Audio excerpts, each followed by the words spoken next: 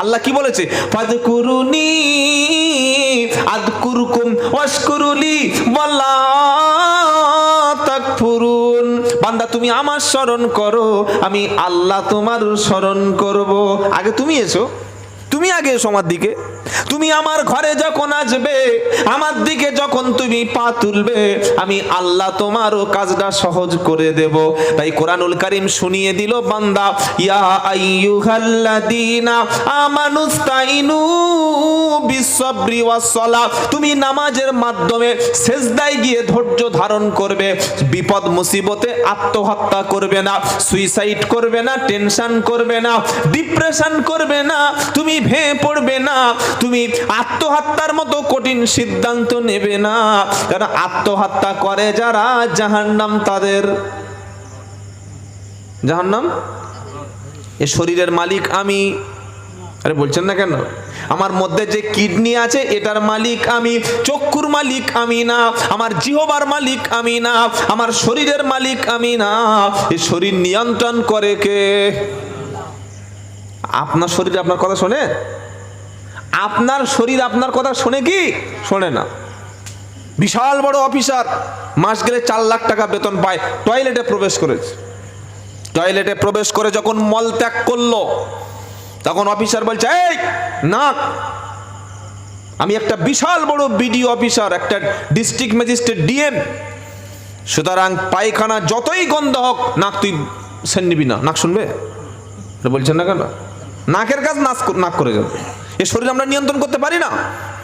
রাত্রেবেলা বসে আছেন, রাত 12টা, 1টা, 2টো, বলছে এই ঘুমাবো না, চুপচাপ জেগে বসে থাকবো। 12:30 বাজে, কখন যে উল্টে পড়ে এরকম হয়ে গেছে খবর নাই। মানে আমাদের শরীর আমাদের নিয়ন্ত্রণে আছে? আমাদের শরীর আমাদের নিয়ন্ত্রণে থাকে না। এর নিয়ন্ত্রণ কর্তা কে? জোরে বলেন। শরীর আল্লাহর, আপনার শরীর না। তাই শরীর আল্লাহর, কিডনি আল্লাহর, রক্ত আল্লাহর, হার্ট আল্লাহর, এটা নিয়ন্ত্রণ করে আল্লাহ। আর এই শরীরটা আল্লাহর রাস্তা ছাড়া অন্য কারোর রাস্তায় এই শরীরটা আপনি জখম করবেন, শরীরটা আপনি শেষ করে ফেলবেন, এটা জায়েজ না। মুসলমান ভোটের রাজনীতি করতে গিয়ে নিজের ভাইকে মেরে ফেলে দিলে, পাশের প্রতিবেশীকে মেরে ফেলে দিলে, মনে রাখবেন রাত 12টা, 1টা, 2টোর সময় আপনার প্রতিবেশী হিন্দু হলেও আপনি যদি রাত 12টা, 1টা, 2টোর সময় বিপদে পড়ে যান, ভাবছেন হিন্দু মানে শত্রু না, আপনার প্রতিবেশীকে বন্ধু বানান। হিন্দু হোক আর মুসলমান হোক আর খ্রিস্টান হোক আর যে কোনো দলমতের হোক, প্রতিবেশী মানেই আপনার বন্ধু। আপনি রাত 2টোর সময় বিপদে পড়ে গেলে মমতা ব্যানার্জি আসবে না, মোদি সাহেব আসবে না, কেউ আসবে না, ওই প্রতিবেশী কিন্তু আপনার জন্য ছুটে আসবে। আসবে না? ও হিন্দু হলেও আসবে। আরে ভাই পড়েছে, বিপদে ডাকছে, চিল্লাচিল্লি হচ্ছে, যাই কি ভাই? আমাদের বাড়ির পাশে কেউ যদি ও বাবা গো বাঁচাও, ও ছুটে যাই কি যাই না? কি হয়েছে দেখি, অন্তত সাহায্য করতে পারি আর না পারি। হ্যাঁ, এই জন্য প্রতিবেশীর সঙ্গে সম্পর্ক খারাপ করতে নাই। আল্লাহর নবী সাল্লাল্লাহু আলাইহি ওয়াসাল্লামকে সবচাইতে বেশি কষ্ট দিয়েছিল প্রতিবেশীরা। আবু জাহাল, আবু লাহাব, উতবা, সাইবা, মুগিরা, এরা সব ছিল বিশ্বনবীর একেবারে বাড়ির চতুর্পাশের লোক, আর সবাই নবীর গ্রেট এনিমি, বিশাল বড় শত্রুতা ছিল। এই জন্য আল্লাহর নবী বলেছেন, প্রতিবেশীর সঙ্গে খারাপ আচরণ করে যারা, তারা জান্নাতে যাবে না। আমি আব্দুল্লাহ জুবায়ের মারা যাওয়ার পরে আমার প্রতিবেশী যদি হাততালি দেয়, তারা যদি খুশি হয়, তারা যদি আমার জন্য বলে আলহামদুলিল্লাহ, অনেকদিন পরে আজকে একটু শান্তিতে ঘুমাতে পারবো, আপনার মুখে দাড়ি আছে, মাথায় টুপি আছে, নামাজ আছে, মেসওয়াক আছে, কিন্তু ভাববেন আপনার জন্য আগুন রেডি আছে। এই জন্য সকলে আজ থেকে নিয়ত করি, প্রতিবেশীর সঙ্গে খারাপ আচরণ করব না বলি ইনশাআল্লাহ। আপনার বাড়িতে বিশাল বড় খাবার এনেছেন, ফল, আম, লিচু, আনারস, কাঁঠাল এনেছেন, পাশে একটা গরিব বাস করে, আপনি ওই এতিম বাচ্চাদের পাশের প্রতিবেশীকে দিতে যদি না পারেন, ওই লিচুর খোলাটা, আমের এটা, খাবারের প্যাকেটটা কিন্তু তাদের সামনে আপনি ফেলবেন না। কেন? ওই বাচ্চাটা যদি তার মায়ের কাছে বলে, মা আমার বাবা নেই বলে, আমার দাদু নেই বলে, আমাদের ইনকাম নেই বলে আমি একটু ফল খেতে পাচ্ছি না, দামি মিষ্টি খেতে পাচ্ছি না, এই খাবারটা আমি মুখে দিতে পারছি না, এই আফসোস যদি করে, আপনার পুরো ফ্যামিলি ক্যান্সারে ভুগতে, ওকে কোনো হুজুর, কোনো পিসাব ফুল দিয়ে ক্যান্সার বন্ধ করতে পারবে না। এটা মাথায় যেন থাকে। কিন্তু যদি পারেন প্রতিবেশীকে দাওয়াত করে খাওয়াবেন। যেদিন ভালো মাংস রান্না হবে, ভালো খাবার রান্না হবে, সেদিন প্রতিবেশীর বাড়িতে একটু খাবার পাঠিয়ে দেবেন ইনশাআল্লাহ। বলেন বলে ইনশাআল্লাহ। যদি পাঠাতে পারেন তবে আপনি ইমানদার। হজে যাচ্ছে, গোটা পাড়া সব লোককে দাওয়াত করেছে আর নিজের ছোট ভাইকে দাওয়াত করে নাই। ইমাম সাহেব বলছে তোমার সে ছোট ভাই সে ফয়জুল কই, ফয়জুল্লাহ কি কি হচ্ছে বলো, মানে হয় না ওর সাথে আমার, কি হয় না, কি হয় না বলো। বললে সেই লকডাউনের পরে আমার বিবির সঙ্গে ঝামেলা হয়েছিল, সেদিন থেকে ছোট ভাই আর আমার মাঝখানে 6 ফুট পাঁচিল, 6 ফুট পাঁচিল তুলে দিয়েছে। আল্লাহ বলছে ওটা দুনিয়ার পাঁচিল না, ওটা জাহান্নামে যাওয়ার রাস্তা ক্লিয়ার হয়ে গেল আর জান্নাতের রাস্তাটা বন্ধ হয়ে গেল। সেজন্য ভাইয়েরা, আল্লাহওয়ালারা নিজের প্রতিবেশী, নিজের ভাই, নিজের বোন, আত্মীয় স্বজনের সঙ্গে ভালো আচরণ করব বলে ইনশাআল্লাহ। আল্লাহ নবী মুসার উম্মতদের কাছ থেকে শপথ দিচ্ছেন, কি জানেন? ওয়া ইদ আখাযনা মিসাকা বানি ইসরাঈলা আল্লাহ তা'বুদু ইল্লাল্লাহ ওয়া বিল ওয়ালিদাইনি ইহসানা ওয়া দিল কুরবা ওয়াল ইয়াতামা ওয়াল মাসাকিন ওয়া ইবনিস সাবিল। আল্লাহ নবী মুসার উম্মতদের কাছ থেকে অঙ্গীকার করে নিচ্ছে।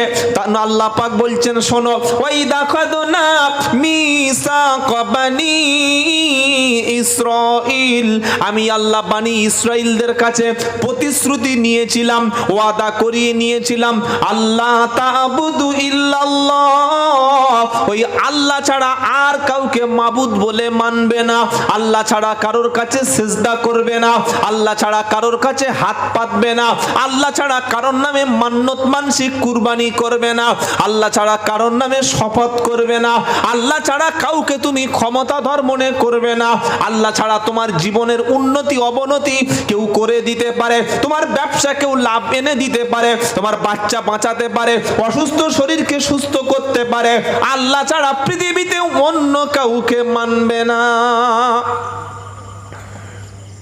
1 নম্বর। 2 নম্বর, ওয়াবিল ওয়ালিদাইনি ইহসানা, আর পিতা মাতার সঙ্গে সবচাইতে সৎ আচরণ করবে। নির্দেশ কার? জোরে বলেন। বাপ যদিও তোমার সঙ্গে খারাপ আচরণ করে, মা যদি তোমার সঙ্গে খারাপ আচরণ করে, তারপরে বাপ মার যতটুকু কর্তব্য অধিকার, এটা যেন কখনো তুমি নষ্ট মনে থাকবে ইনশাআল্লাহ। 3 নম্বর হলো ওয়াদিল কুরবা, নিকট আত্মীয় যারা, প্রতিবেশী যারা, ভাই বোন, তাদের সঙ্গে কোনোদিন খারাপ আচরণ করবে না। কোরআন 4 নম্বর শুনিয়ে দিয়েছে, ওয়াল ইয়াতামা, ইতিম যারা আছে, নাবালক সন্তান যারা আছে, ছোট ছোট বাচ্চা বাপ মারিকে মারা গেছে, তাদের সঙ্গে খারাপ আচরণ করো না, তাদের প্রাপ্য মর্যাদাটা বুঝিয়ে দাও। ওয়াল মাসাকিন, আর মিসকিন যারা আছে, মিসকিন কাদের বলে? যাদের বাড়িতে খাবার নাই, দেখলে মনে হবে না যে লোকটা ক্ষুধার জ্বালায় কষ্ট পাচ্ছে, বাড়িতে একটা টাকা নাই, দেখলে মনে হবে না যে লোকটা গরিব, বাড়িতে পয়সা নাই, দেখলে মনে হবে না যে লোকটার কাছে পয়সা নাই। তুমি তার অবস্থা, সিচুয়েশনটা বুঝে তাকে কিছু চাল কিনে দাও, কিছু খাবারের ব্যবস্থা করো, কিছু অর্থ দিয়ে সাহায্য করো। তুমি দুনিয়ায় মানুষকে যদি সাহায্য করো, মুসিবতের দিন ওই আল্লাহ তোমাকে সাহায্য করবে। জীবনে একবার হজ করা ফরজ। আমাদের এলাকায় ট্রিপল হাজি আছে, 3 বার হজ করেছে। সব জায়গায় বলে আমি 3 বার হজে গেছি। একবার হজ করা ফরজ, বাকি হজের টাকাটা দিয়ে পাড়ায় একটা গরিবের এতিমখানা করুন। বাকি টাকাটা দিয়ে একটা ছেলে লেখাপড়া শিখতে পারছে না, তাকে ভালো স্কুলে ভর্তি করে দিন। একবার হজ করে বাকি টাকাটা দিয়ে একটা গরিব অসহায়ের মেয়ে বিয়ে হচ্ছে না, আপনি যতটুকু পারেন সহযোগিতা করুন। কথা মনে থাকবে ইনশাআল্লাহ। একবার হজে গিয়েছেন, বাকি হজের টাকাটা দিয়ে পাড়ায় যদি ভালো স্কুল না থাকে একটা স্কুল করে দিন। একবার হজে গিয়েছেন, বাকি হজের টাকাটা দিয়ে আপনি 10 পিস 20 পিস 30 পিস করে কোরআন শরীফ 50-60টা মসজিদে কিনে দিন। মনে থাকবে ইনশাআল্লাহ। পাড়ায় একটা লোক ওই খুব গরিব মানুষ, ঘর বাঁধতে পারছে না, ওই লিন্টন পর্যন্ত ঘর করে আর ওই ত্রিপল দিয়ে কোনো রকমে আছে, বৃষ্টি আসলে জুবুথবু অবস্থা। এই বর্তমান বাজারে ঘর করা খুব কঠিন, যার প্রচণ্ড পয়সা ইনকাম না হলে ঘর করতে পারবেন না। আপনাদের হুগলির মানুষের ব্যাপারটা আপনাদের প্রচুর পয়সা আল্লাহ দিয়েছে, কি বুঝলেন? তারপরেও গরিব মানুষ অনেক এলাকায় আছে না নাই? 3 বার হজ করে নামের আগে বলছে ট্রিপল হাজি লেখ, মসজিদ থেকে বিল কাটতে যায়, হাজি লিখলি না? আমি তো হাজি। ও বিলে হাজির জায়গা লিখতে হবে, কি বলছি বুঝতে পারছেন? আবার একবার হাজি লিখেছে হবে না, বলে ট্রিপল লেখ, 3 বার লেখ। ফেরেশতা বলছে এই জন্য হজ করেছিস বুঝি? লোক দেখানো, কি গো? লোক দেখানো কুরবানি, লোক দেখানো হজ, লোক দেখানো ইবাদত, এটা 1 ফুট উপরে ওঠে না, আর সে ওটা তো অনেক দূরের কথা ভাই। বাবাজিরা, আল্লাহ ভাইরা, মানুষের উপকার করা এত গুরুত্বপূর্ণ একটা কাজ, এজন্য ইসলাম প্রথমে আপনাকে বলেছে আগে মানুষের সহযোগিতা করো, আল্লাহ তোমাকে সহযোগিতা করবে। বলুন সুবহানাল্লাহ। নবী মদিনায় গিয়ে নামাজ পড়ো, রোজা করো, হজ করো, যাকাত দাও, ব্যাস ইসলাম শেষ? নো। মদিনায় যাওয়ার পরে একদিকে যেমন তিনি নামাজ প্রতিষ্ঠা করেছিলেন, আর একদিকে তিনি যাকাত ব্যবস্থাকে বাধ্যতামূলক করে দিয়েছিলেন। এমন অর্থনীতির অবস্থা, এত জিডিপি মদিনায় বেড়ে গিয়েছিল, আল্লাহর নবীর ইন্তেকালের পরে, 4 খলিফা ইন্তেকালের পরে, বাদশা আব্দুল আজিজ রহিমাহুল্লাহ তার যুগে যাকাত নেওয়ার মতো লোক আর ছিল না। কি বলছি বুঝতে পেরেছেন? কি আশ্চর্য কথা না? কে যাকাত দেবে? লোক নেই, সবাই তো ধনী ব্যক্তি। কিন্তু আজ আমাদের মুসলমানদের মধ্যে গরিব প্রচুর আছে। কেন আছে? আমরা আমাদের ভাইদের পাশে দাঁড়াই না। আমি দাড়ি, টুপি, হজ, পাঞ্জাবি, দাওয়াত, পীরের মুরিদ, মাশাআল্লাহ, আমার জান্নাত মোটামুটি 12-14টা রুম কেনা হয়ে গেছে, কি বুঝলেন? হজ করেছি, যাকাত দিয়েছি, কুরবানি দিয়েছি, জলসা দিচ্ছি, মিলাদ দিচ্ছি, খানা। জান্নাত কটা নেবো? আর অত জান্নাত কি হবে? 3-4টে বুক হয়ে গেছে। সামনে বছর হজে যাবো, ব্যাস আরেকটা বুক হয়ে যাবে, কি বুঝলেন? আর এই যে কুরবানি দিচ্ছি, আর লেজ ধরে ধরে পার হয়ে যাবো, তাই তো নাকি?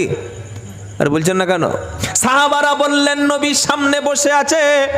নবী বললেন, সাহাবারা বলো তো সবচাইতে গরিব ব্যক্তি কাকে বলে, অসহায় ব্যক্তি কাকে বলে?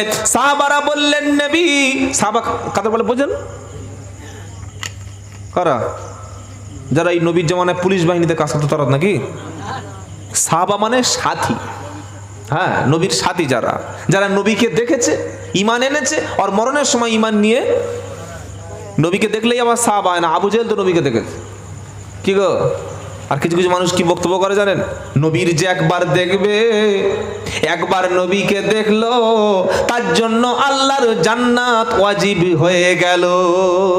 জোরে বলুন, হ্যাঁ হ্যাঁ, সুবহানাল্লাহ। নবীকে একবার দেখলে যদি জান্নাত পাওয়া যায়, আবু জাহেল তো সকালবেলা নবীর বাড়ি প্রতিদিন দেখতো, আবু জাহেল কোন জান্নাতে যাবে?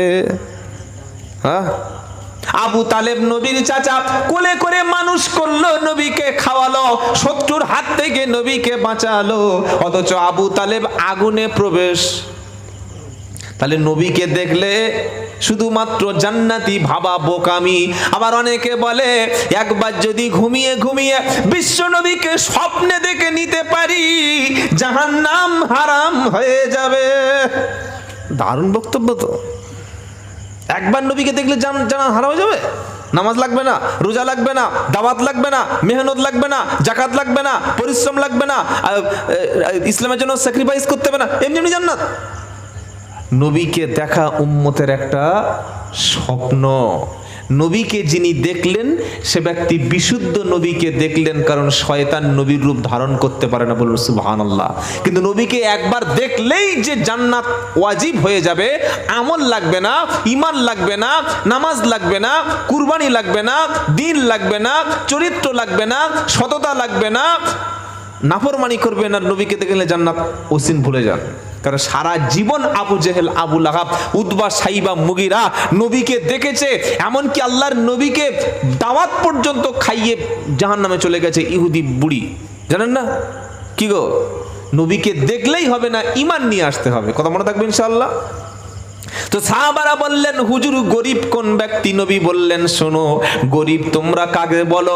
সাহাবারা বললেন, হুজুর দুনিয়ায় যার ঘর নাই, টাকা নাই, বাড়ি নাই, অর্থ নাই, সম্পদ নাই, তাকে তো আমরা গরিব বলি। আমার নবীজি বললেন, না, গরিব কিন্তু ব্যক্তি না, গরিব হবে কিয়ামতের দিন আসল গরিব। কিয়ামতের দিন একটা ব্যক্তি বিশাল বড় নেকির বোঝা নিয়ে উঠবে, আর নেকির বোঝা যখন নিয়ে উঠবে ও ভাববে এত বড় নেকি এনেছি মানে জান্নাতে চলে যাব। আল্লাহ বলবে, শোনো, ফামান সাকুলাত মাওয়াজিনুহু ফাউলাইকা হুমুল মুফলিহুন। এটা 18 নম্বর পারা 7 নম্বর পৃষ্ঠা 12 নম্বর লাইনের 103 নম্বর আয়াত, সূরার নাম আল মুমিনুন। কোরআন শোনাচ্ছে আমি আল্লাহ কিয়ামতের দিন নেকির পাল্লাটা ওজন করব, নেকিটা ওজন করব। যার নেকিটা ভারী হবে সে ব্যক্তি আল্লাহর জান্নাতে যাবে। বলুন সুবহানাল্লাহ। বান্দা কয়েক কুইন্টাল, মনে করুন 50 কেজি একটা নেকির মোট নিয়ে মাথায় উঠলো, নেকির একটা গাঁটলি নিয়ে মাথায় উঠলো, কিয়ামতে উঠে নাচতে নাচতে বলবে, আল্লাহ জান্নাত কোন দিকে? ফেরেশতা বলে, ওই দিকে। বলে, সরে যাও, যাব। আল্লাহ বলবে, দাঁড়া, মালটা নামা দেখি ভিতরে কি আছে। উঠে দেখবে 50 কেজির নেকি। কত কেজি বলেন? 50 কেজি। একটু পরে একজন ব্যক্তি ছুটে এসে বলবে, রব্বানা, এই লোকের নেকি ছিল 50 কেজি, কিন্তু পাশে একটা বিধবা বাস করতাম আমি, রমজান মাসে বাড়িতে ইফতার হতো না, আমার মেয়ের বিয়ের সময় ওর কাছে টাকা চেয়েছিলাম, দেয় নাই, আমার বাড়িতে বৃষ্টির সময় জল পড়তো, ঠান্ডায় ঠকঠক করে কাঁপতাম, কোনোদিন সাহায্য করতো না।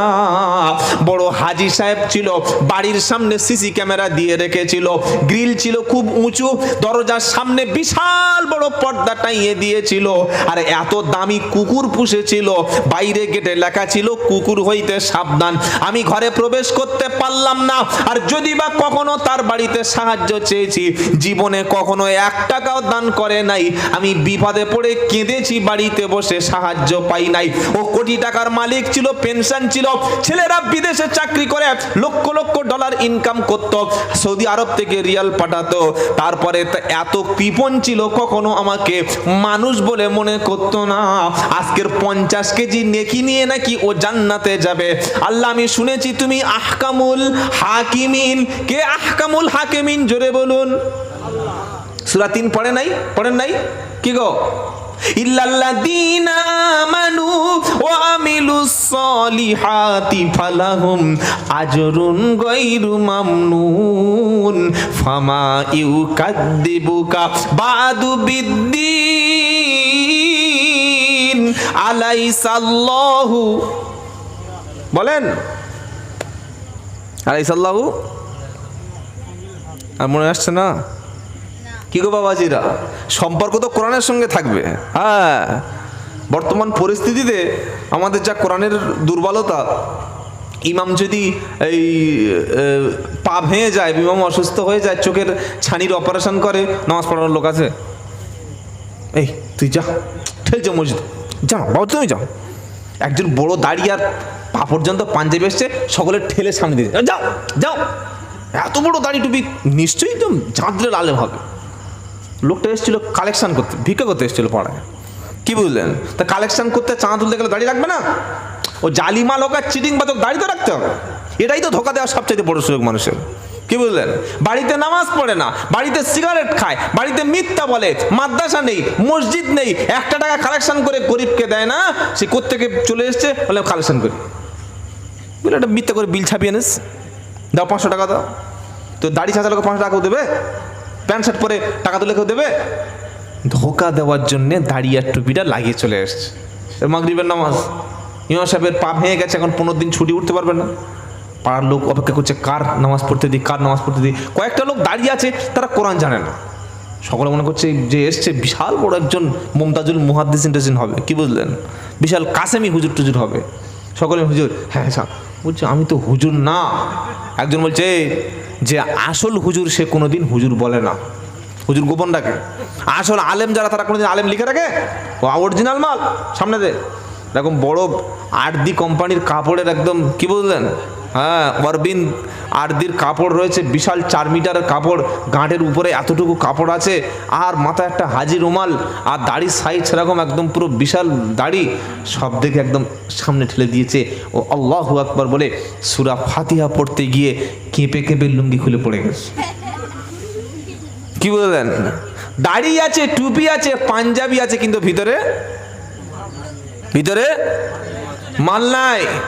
আর ওই মসজিদে একটা ছেলে ছিল, কলেজে ফার্স্ট ইয়ারে পড়ে, বা ওই কোন একটা স্কুলের মাস্টার, দাড়ি এই 1-1.5 ইঞ্চি করে ফ্যাশন দাড়ি, বুঝতে পারছেন না? টুপি নাই, প্যান্ট পরে আছে, গাঁটের উপরে শার্ট পরে আছে, কিন্তু কোরআন একদম পাক্কা কোরআন জানে, হেভি কোরআন পড়তে পারে, পুরো কারি সাহেবের মতো, বলে কেউ ভুল ধরতে পারবে না। অজু, গোসল, পাক পবিত্র মাসআলা জানে, হালাল খাদ্য খায়, সত্য বলে, জীবনে কোনোদিন নামাজ কাজা করে না, কিন্তু পাঞ্জাবি পরে নাই, আর এত বড় দাড়ি নাই, ওই সবে ইঞ্চি দেড়ি করে মোটামুটি বার হয়েছে। শার্ট পরে আছে, শার্ট, টি শার্ট, আর একটা প্যান্ট, এমনি সিম্পল প্যান্ট পরে আছে, কাপড় পবিত্র। মানুষ নামাজের জন্য কাকে মূল্যায়ন করে? যেটা বলেন, দাড়িকে, টুপিকে। কিন্তু এটা যারা আলেম আছে জিজ্ঞাসা করুন, নামাজ পড়ানোর ইমামতি করার শর্ত প্রথম হলো যিনি বিশুদ্ধ কোরআন তেলাওয়াত করতে পারবেন, কোরআনের কারি, কোরআনের জ্ঞান সবচাইতে যার বেশি, ইনি ইমামতির যোগ্য অগ্রাধিকার পাবে। মনে থাকবে ইনশাআল্লাহ এর জন্য। এবং তিনি সবচাইতে যেটা পেয়েছিলেন আল্লাহর পক্ষ থেকে, তিনি সাহায্য এবং মদত পেয়েছিলেন। কি পেয়েছিলেন? এই ফ্ল্যাশ লাইট অফ করতে হবে। সাহায্য এবং মদত। আল্লাহর সাহায্য এবং মদত ছাড়া কোনো দিন আপনি টিকতে পারবেন না, বাঁচতে পারবেন না। যেখানে আল্লাহর সাহায্য নাই, যেখানে আল্লাহর মদত নাই, সেই কাজটা কোনোদিন কোনো ব্যক্তি সফল হতে পারে না। এবার তাহলে প্রশ্ন করুন যে আল্লাহর সাহায্য এবং মদত, সাহায্য বা মদত আসমান থেকে নামে তো? হ্যাঁ না বলেন? আসমান থেকে। বক্তব্য বুঝবেন, শোনার নাম কিন্তু বক্তব্য না। শোনা আলাদা আর বুঝে নেওয়া আলাদা। সারা জীবন শুনেছেন, আরো শুনবেন, কিন্তু এটা আপনি বুঝতে পারলেন কিনা এটা আগে জানতে হবে, যে কতটা বুঝেছেন কিনা। বুঝলে মনে থাকে, শুনলে মনে থাকে না। কি বলছি, কথা বুঝতে পারছেন বাবাজি? বুঝলে মনে থাকে, শুনলে মনে থাকে না। যেমন যারা মাধ্যমিক পরীক্ষা দিয়েছিলেন, আজ থেকে করুন অন্তত আপনাদের কারো 10 বছর 20 বছর আগে, যে সাবজেক্টটা, যে ঘটনাটা, যে স্টোরিটা, মাস্টারের দেওয়া যে সাজেশনটা আপনি বুঝতে পেরেছিলেন, বুঝে নিয়েছিলেন, সেটা মাথায় আছে না নাই? আছে না? আছে। আর যেটা মুখস্থ ছিল, মনে আছে? মুখস্থ জিনিস থাকে না, ও ঠিক ভুলে যাবে। তো পরীক্ষার সময় একটা ছেলে দেখি, ম্যাথামেটিক্সে পরীক্ষা, অঙ্ক পরীক্ষা, ও ওই পাটিগণিতের অঙ্ক মুখস্থ করে গেছে। কিরকম মাথা মোটা বলুন তো? ও অঙ্ক মুখস্থ করে অঙ্ক করতে গেছে। এখন বইতে যেভাবে অঙ্ক দেওয়া থাকে, প্রশ্নপত্রে পরীক্ষার কি সেইভাবে লেখা থাকবে? একটু ঘুরিয়ে দেবে। যখন ঘুরিয়ে দিয়েছে, ওর মাথা হ্যাং হয়ে গেছে, বুঝতেই পারছেন না, কিন্তু মুখস্থ মাল। এই জন্য বক্তব্য মুখস্থ করবেন না, শুনবেন আর বুঝে নেবেন। আল্লাহর সাহায্য এবং মদত ছাড়া পৃথিবীর কোনো কিছু হয় না, টিকতে পারে না। 2 নম্বর হলো আল্লাহর সাহায্য মদতটা আসমান থেকেই আসে। এ সাহায্য মদত পৃথিবীর কেউ করতে পারে না, যদি বা কেউ করে ওটা আল্লাহর পক্ষ থেকেই করে।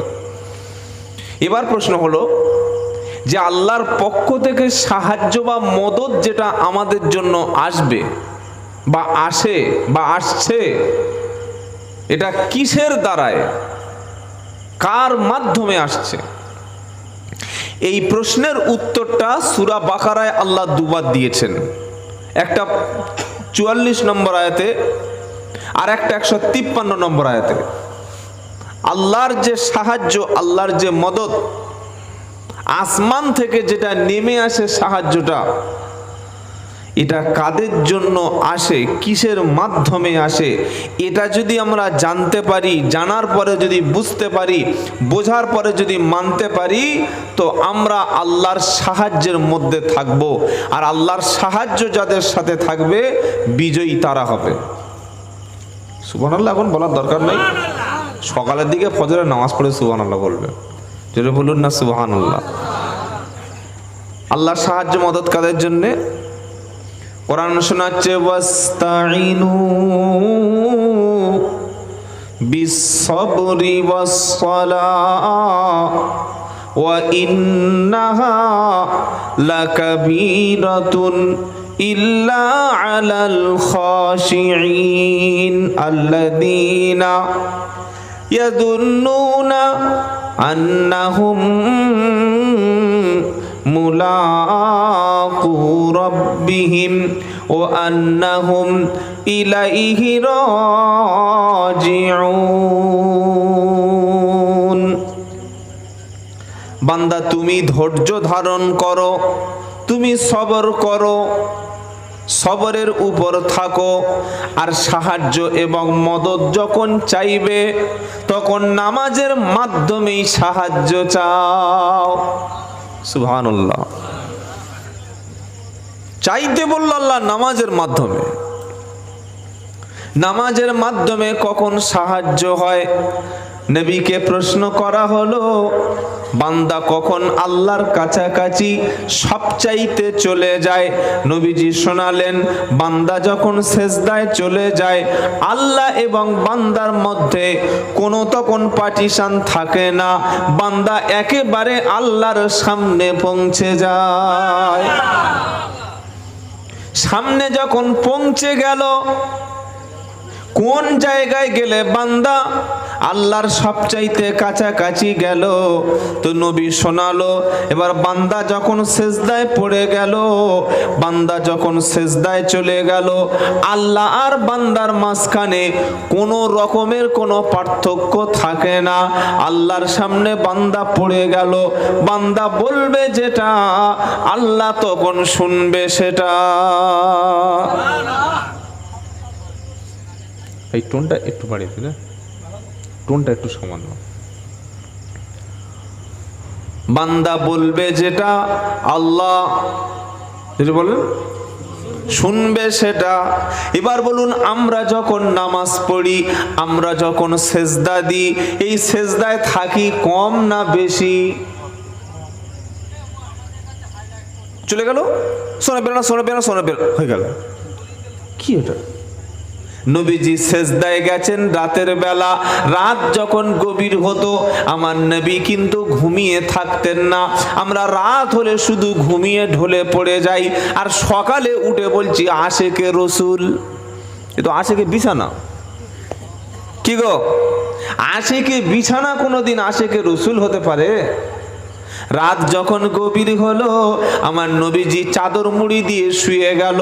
জিব্রাইল এসে নবীকে ডেকে দিল, ইয়া আইয়ুহাল মুজাম্মিল কুমিল লাইলা ইল্লা কলিলা নিসফাহু আও ইনকুস মিনহু কলিলা। 29 পারা সূরা মুজাম্মিলে আমার আল্লাহ বলছেন, হাবিব চাদর মুড়ি দিয়ে শুয়ে আছো, এটা কিন্তু তোমার কাজ না।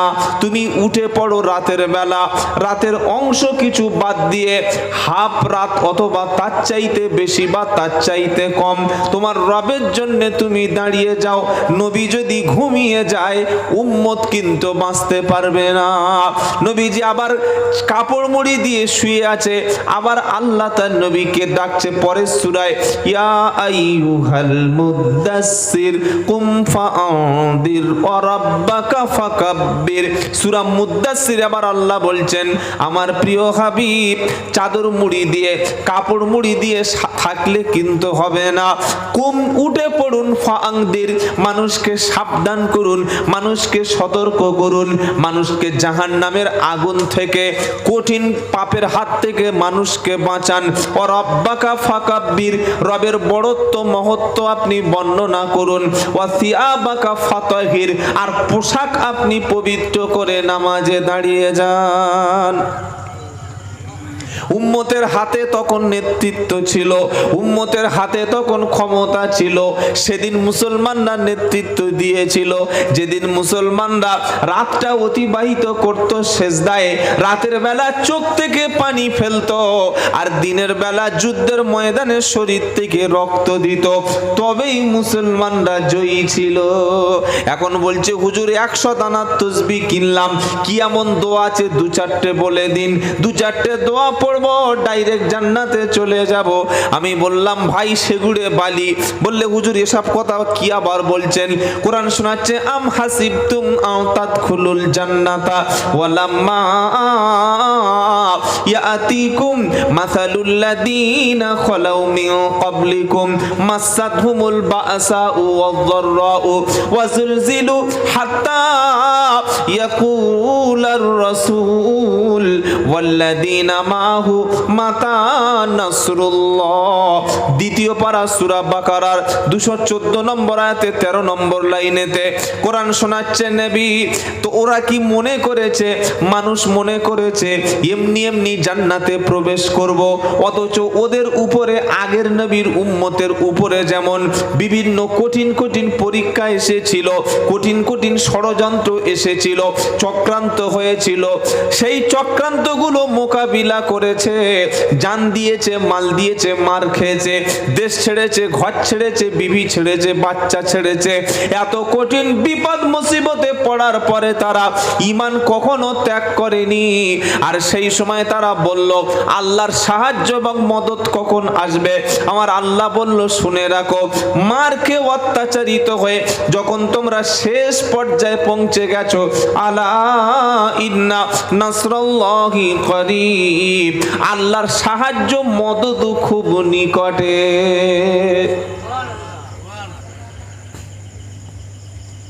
একটা কেস হয়েছে, ব্যাস মুখ বন্ধ করে ঘরে শুয়ে পড়েছে। কেউ একটা হুমকি দিয়েছে, বললে বাবা আর আমি দরকার নেই, ঠিক আছে, সেরকম বলে চলবে না। হকের জন্য, ইনসাফের জন্য, ন্যায়ের জন্য, দিনের জন্য এই যে দেশে আমরা বাস করছি না, 1757 সালে যখন দেশটা ইংরেজরা দখল করে নিল, 190 বছর হিন্দু মুসলমান মিলে ওলামায়ে কেরামরা জেল খেটেছিল, রক্ত দিয়েছিল বলে আমরা স্বাধীন হতে পেরেছি। তা না হলে স্বাধীনতা জিনিস কি আপনি জানতেন না। আপনি পরাধীন থাকতেন, আমি পরাধীন থাকতাম, আমাদের জাতীয় পতাকা থাকতো না, জাতীয় সঙ্গীত থাকতো না, স্বাধীন ভারত বলে আমরা 15ই আগস্ট পালন করতে পারতাম না, প্রধানমন্ত্রী, রাষ্ট্রপতি, মুখ্যমন্ত্রী পেতাম না, আমরা স্বাধীন দেশের নাগরিক হিসাবে আমাদের আইডেন্টিফাই করতে পারতাম না। কথা বুঝেছেন বাবাজি? এজন্য আল্লাহর সাহায্য মদত কিসে আসে? নামাজের মাধ্যমেই নেমে আসে। এবার আপনি বলুন, যতগুলো মুসলিম মহল্লা আছে, মুসলিম এলাকা আছে, এই মুসলিম মহল্লার মধ্যে নামাজির সংখ্যা বেশি না কম? হালাল যারা খায় তাদের সংখ্যা কম, সত্য যারা বলে তাদের সংখ্যা কম, যারা ন্যায়ের উপরে চলে তাদের সংখ্যা কম, যারা নবীর সুন্নাত অনুযায়ী চলে তাদের সংখ্যা কম। জালিমের সংখ্যা, হারাম করে সংখ্যা, বেনামাজির সংখ্যা, মিথ্যাবাদীর সংখ্যা, সমাজ বিরোধীর সংখ্যা, অন্যায় জুলুম জালিমকারীর সংখ্যা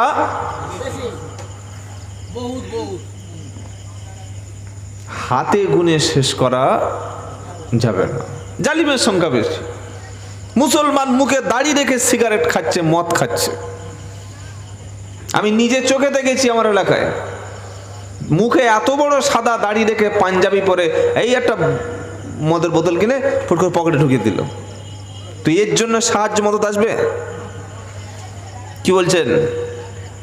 সাহায্য মদদ নেমে আসে আসমান থেকে, নামাজের মাধ্যমে সাহায্য পাওয়া যায়। নামাজের মধ্যে কখন পাওয়া যায়? বান্দা যখন সেজদায় পড়ে যায়।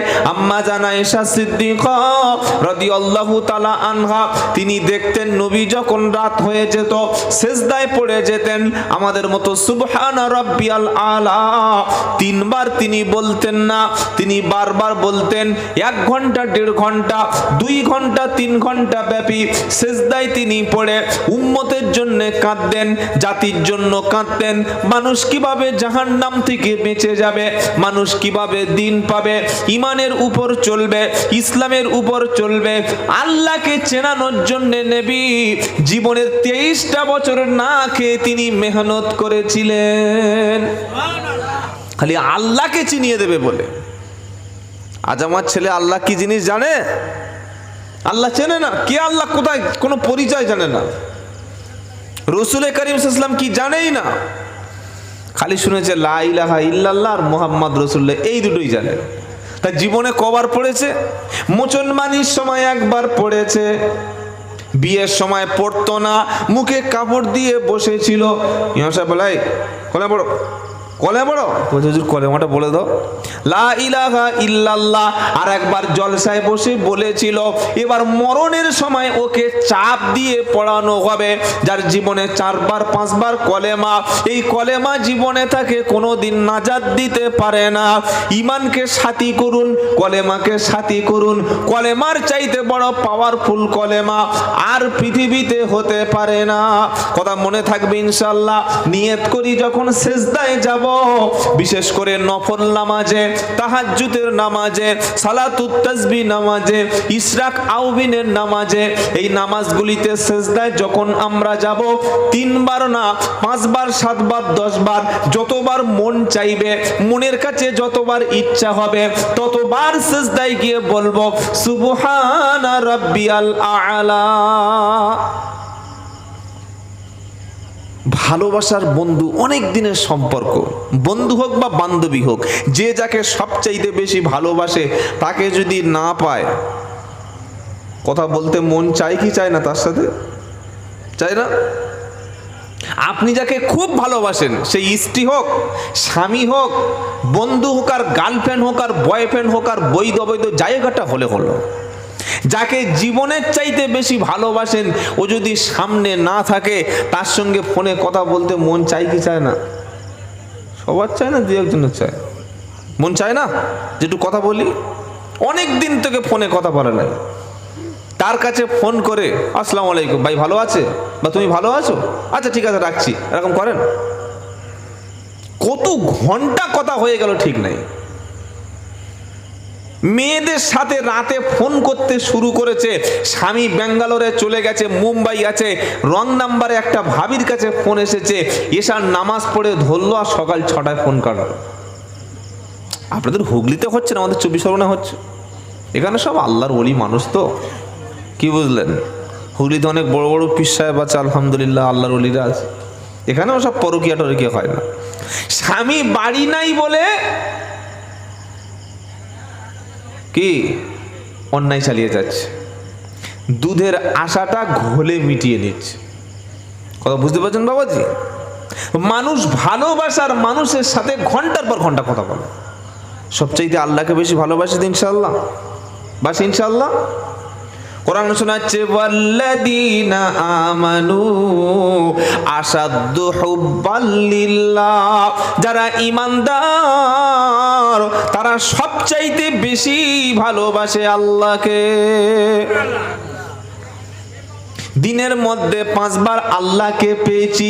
ফজরে মসজিদে গিয়েছিলাম, ওই সময় কথা বলার সুযোগ হলো, জোহরে কথা বলার সুযোগ হলো, আসরে কথা বলার সুযোগ হলো, মাগরিবে কথা বলার সুযোগ হলো, ইশার সময় কথা বলার সুযোগ হলো। এবার রাত 12টা বেজে গেল, ব্যবসার ঝামেলা মিটে গেল, দোকান বন্ধ হয়ে গেল, কাজকর্ম সব চুকে গেল, বিবি ঘুমিয়ে গেল, বাচ্চা ঘুমিয়ে গেল, মা বাপ সব ঘুমিয়ে গেল, গোটা পৃথিবী যখন ঘুমিয়ে গেল, এবার আল্লাহর সাহায্য মদত আসে নামাজে। আর সেজদায় চলে গেলে বান্দা কাছাকাছি হয়ে যায়। ওই সময় আল্লাহর সঙ্গে কথা বলতে মন চাই কি চায় না? চাই ইনশাআল্লাহ? শুয়ে শুয়ে, বিছানে শুয়ে শুয়ে কথা বলবে আল্লাহর সাথে? হ্যাঁ, কি গো? ওয়াল্লাযীনা ইয়াবীতুনা লিরাব্বিহিম সুজদাও ওয়া কিয়ামা ওয়াল্লাযীনা ইয়াকুলুনা রাব্বানা সরিফ আন্না আযাবা জাহান্নাম ইন্না আযাবাহা কানা গরামা ইন্নাহা সাআত মুস্তাকাররাও ওয়া মুকামা।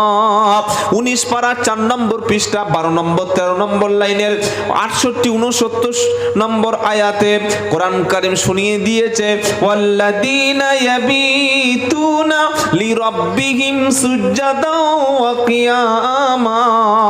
আমার সঙ্গে যারা মোহাব্বত রাখে, আমার স্পেশাল বান্দা যারা, আমার খাস খাস বান্দা যারা, ওরা রাত্রি বেলা কখনো ঘুমিয়ে সকাল করে না।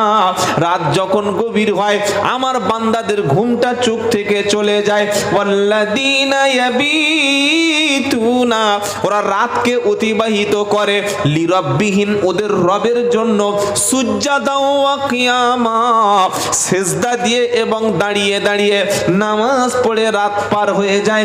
এটা হলো ঈমানদারদের নমুনা। ওরা দিনের বেলা 5 বার আল্লাহকে ডাকে, ফজর জোহর আসর মাগরিব এশায় ডাকে। আবার যখন রাত হয় ডেকে বলে রব্বানা। রাতের বেলা ডেকে কিন্তু মনে শান্তি পেলাম না।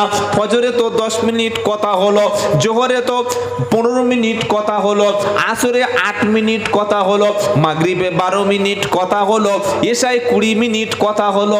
রব্বানা, মন চাইছে যেন সারা রাত তোমার সাথে কথা বলি, মনের কষ্টটা তোমার কাছে বলি, তাই আমি সিজদায় পড়ে গেছি। বান্দা আমি এসে গেছি, রব তুমি দেবে কিনা বলো।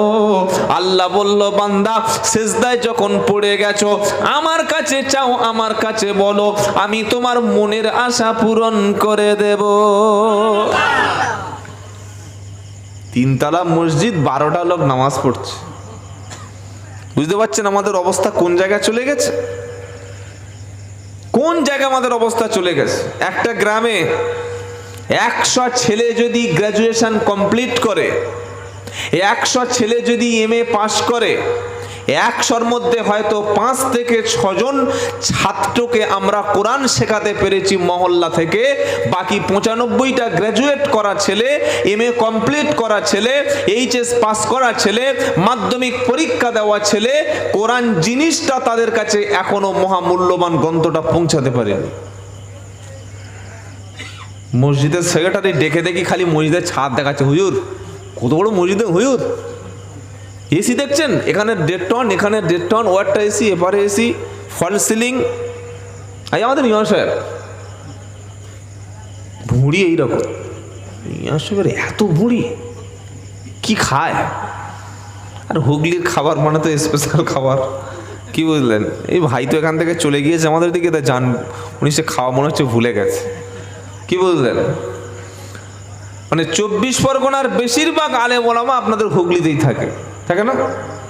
প্রচুর জায়গায় আমি গিয়েছি, হুগলি, বর্ধমান, মেদিনীপুর, হাওড়া, তো সব বাড়ি, সব ইমাম সাহেব তো বেশিরভাগ 24 পরগনা, আলহামদুলিল্লাহ। তো ইমাম সাহেব প্রচন্ড খায় আর ঘুমায়, প্রচুর খাওয়া না। মসজিদের সেক্রেটারি, ক্যাশিয়ার, সভাপতি আর ইমাম, তাদের একটাই ফিকির হবে, একটাই চিন্তা থাকবে, একটাই মাত্র তাদের মনের মধ্যে ইচ্ছা থাকবে যে মহল্লায় যত মুসলিম ছেলে আছে এরা নামাজ কি করে পড়বে, কোরআন কি করে জানবে, দিন ইসলাম কি করে শিখবে। এটা মসজিদ কমিটি এবং ইমাম এই বিষয়ে প্রতি মাসে মিটিং ডাকবে।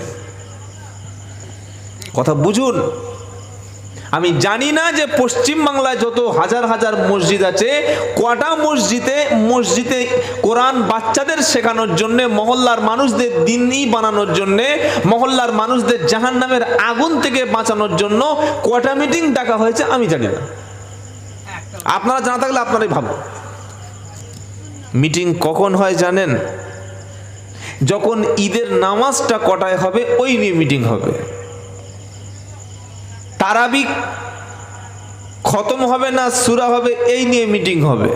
কুরবানির গোশটা এবছর কোন দিক থেকে ভাগাভাগি করব ওই নিয়ে মিটিং হবে, মসজিদটা রংটা কেমন হবে ওই নিয়ে মিটিং হবে, মসজিদে এসি থাকবে কিনা ওই নিয়ে মিটিং হবে, ইমামটা বড্ড ছুটি করছে মাইনে চাইছে পাল্টে দেবো কিনা এই নিয়ে মিটিং হবে।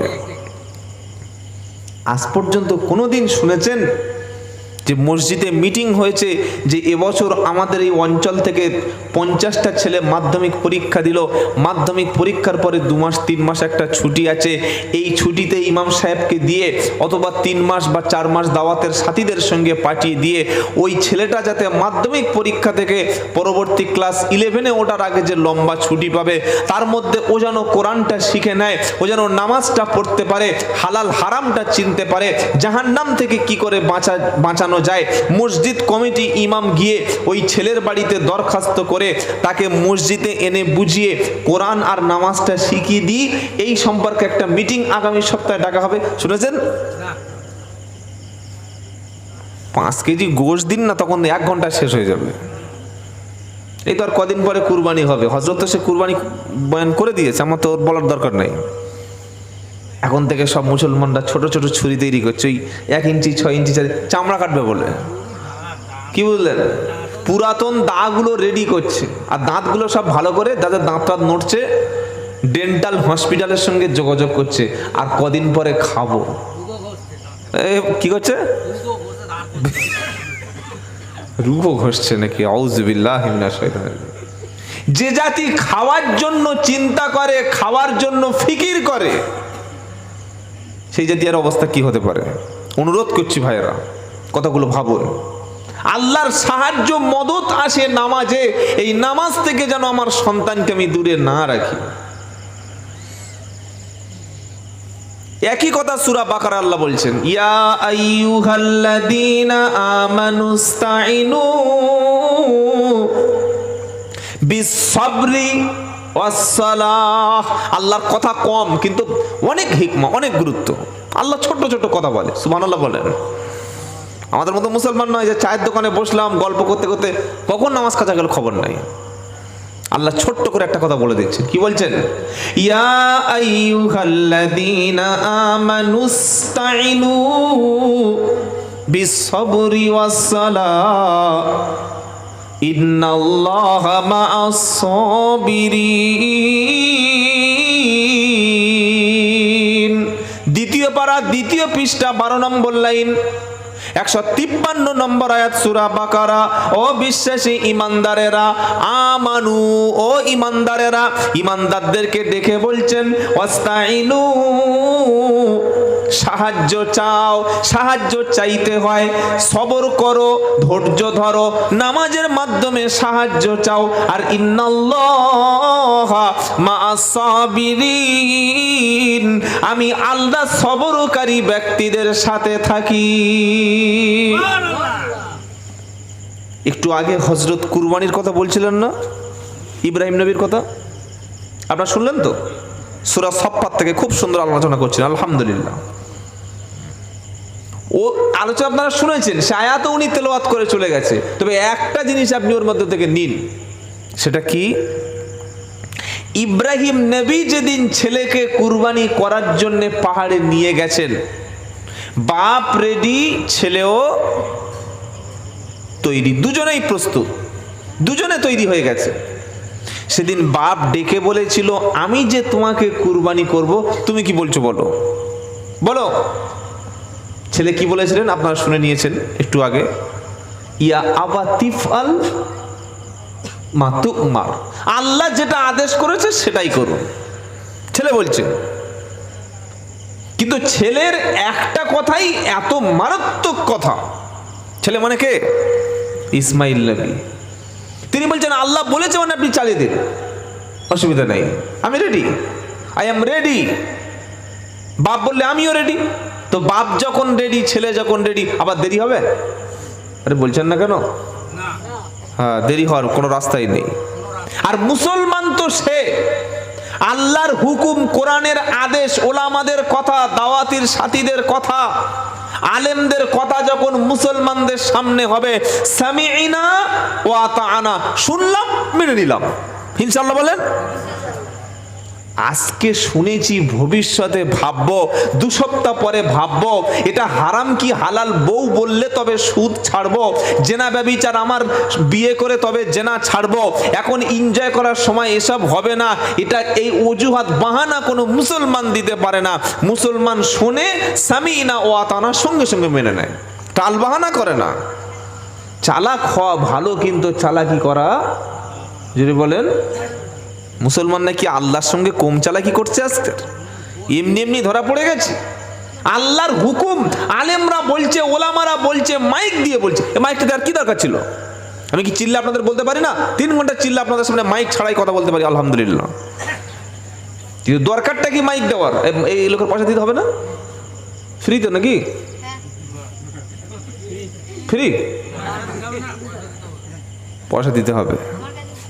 এই যে mic, box, sound system high quality এনেছেন, কি দরকার? এটা বলছে কেন? কেন বলানো হচ্ছে? যাতে বিবেকটা, চোখটা একটু খুলে যায়। বাপ সেদিন রেডি ছিল, ইসমাইল নবী সেদিন রেডি ছিল। সেদিন ইসমাইল নবী বললেন সাতাজিদুনি ইনশাআল্লাহু মিনাস সাবিরিন। ছেলের কি মারাত্মক কথা! ইসমাইল বলছে, আব্বা জান আপনি আমাকে কুরবানি করছেন, করুন, আপনিও রাজি আমিও রাজি, তবে ইনশাআল্লাহ। ইনশাআল্লাহ মানে কি? ইনশাআল্লাহ কাল থেকে মসজিদে যাবো বলে আর বিড়ি টানছি সামনে বসে বসে। চিটিং বাস কত রকমের দেখেছে। ইনশাআল্লাহ কাল থেকে কোরআন পড়বো, গিয়ে দেখলাম বাড়িতে গান শুনছে। ফেরেশতা বললে কি বড় চিটিং বাস, এটাকে ইনশাআল্লাহ বলো না বসে বসে। কি গো? ইনশাআল্লাহ আল্লাহর পথে সময় দেব বলে চলে গেলাম শয়তানের পথে। কি ইনশাআল্লাহ? আর ছেলে ইসমাইল কি বলছে? কি বলছে? ইয়া আবাতি ফাল তুমার সাতাজিদুনি ইনশাআল্লাহ। হে আমার আব্বা, আপনি স্বপ্নে যেটা দেখেছেন সেটা আপনি বাস্তবে প্রমাণ করুন, বাস্তবে আপনি বাস্তবায়িত করুন ইনশাআল্লাহ। আল্লাহ যদি চায় কি ইনশাআল্লাহু মিনাস সাবিরিন, আমাকে অবশ্যই আপনি ধৈর্য ধারণকারীদের মধ্যে পাবেন। সুবহানাল্লাহ। নামাজ সবর শেখায়, ধৈর্য শেখায়, নামাজ শেখায় পাংচুয়ালিটি, নিয়মানুবর্তিতা। একটা মুসলমানের কত টাইম জ্ঞান থাকবে জানেন? আজ আমাদের টাইমের জ্ঞান আছে? টাইমের কোনো কখনকার কাজ কখন করতে হয় কোনো জানে না। মসজিদে এলান হলো, কৌসার চাচা মারা গেল, কাল 2:30টার সময় জানাজা হবে। সব লোক 2:20 চলে গেছে, বলছে 2:30 জানাজা কখন হবে? বলছে এখনো লাশের গোসল দেয় নাই। লাশ কি করছিল? তাস খেলছিল? সে তো মারা গেছে, সে তো মারা গেছে। তো মাইয়েদের আত্মীয়রা কি করছিল? টাইমের জ্ঞান নাই। বিয়ে বাড়িতে বলছে মাওলানা রেডি, খালি ইজাব কবুলটা বলে দেবেন। গেলাম, বলে এখনো ভাত খাচ্ছে, খানা খাওয়া হয়নি। তুই মৌলী সাহেব ডেকে নিয়ে বসে রেখেছ, কি হয় না? আপনি তো জানেন এই লাইনের লোক নাকি? কি বুঝলেন? কুরবানির সময় বলছে হুজুর আগে আমার মোষটা কুরবানি হবে, খালি রেডি, গিয়ে ছুরি টেলে দেবে। গিয়ে দেখছি কোনো লোক নাই, পশু দাঁড়িয়ে আছে। কি চিটিংবাজি হচ্ছে রে? টাইমের জ্ঞান মুসলমানদের সবচাইতে বেশি থাকবে। আজ মুসলমানরা সবচাইতে সময় বেশি নষ্ট করে, সবচাইতে সময় নষ্ট করে। নামাজ হয়ে গেল, নামাজ হয়ে যাওয়ার পর আল্লাহ কি বলেছে এটা শুনুন। ফাইদা কুদিয়াতিস সালাত ফান্তাশিরু ফিল আরদ ওয়াবতাগু মিন ফাদলিল্লাহ ওয়াযকুরুল্লাহা কাসীরা। 28 নম্বর পারা, 13 নম্বর পৃষ্ঠা, 5 নম্বর লাইনের 10 নম্বর আয়াত, সূরা জুমা। আল্লাহ বলছে নামাজ যখন হয়ে গেল, তুমি এবার জমিনে ছড়িয়ে পড়ো, ব্যবসা করো, বাণিজ্য করো, চাকরি করো, দোকান করো, হালাল রুজি উপার্জন করো। বাড়িতে বসে থেকো না, বসে থাকলে আমি আল্লাহ দুপুর বেলা হাজি বিরানি তোমারও পাঠাবো না। কি বলছেন আপনারা? যে ফজরের নামাজ পড়ে আর ওই হাতে একটা তসবিহ নিয়ে আর চোখ বুজিয়ে মসজিদের কোণে বসে আল্লাহ আল্লাহ আল্লাহ আল্লাহ আল্লাহ আল্লাহ আল্লাহ আল্লাহ আল্লাহ। জোহরের নামাজ হয়ে গেছে, হাজি বিরানি কই? হাজি বিরানি বোঝেন? নাম রেখেছে হাজি বিরিয়ানি, নামাজ পড়া দূরের কথা, পেশাব করে পানি নেয় না, হাজি বিরিয়ানি। কি বুঝলেন? তো আল্লাহ বলেছে যে আমি জোর সময় বিরিয়ানি পাঠাবো, বলেছে নাকি? এই বলছেন না কেন? এটার নাম তাওয়াক্কুল না। আমি কাজ করব, আল্লাহ আমার ওসিলা করে দেবে, এটার নাম তাওয়াক্কুল। আমি কাজটা করব, আমি চেষ্টা করব, আল্লাহ রাস্তা বার করে দেবেন, আল্লাহর উপরে ভরসা করব অবশ্যই, কিন্তু আমার তো একটা রাস্তা বার করে দিতে হবে।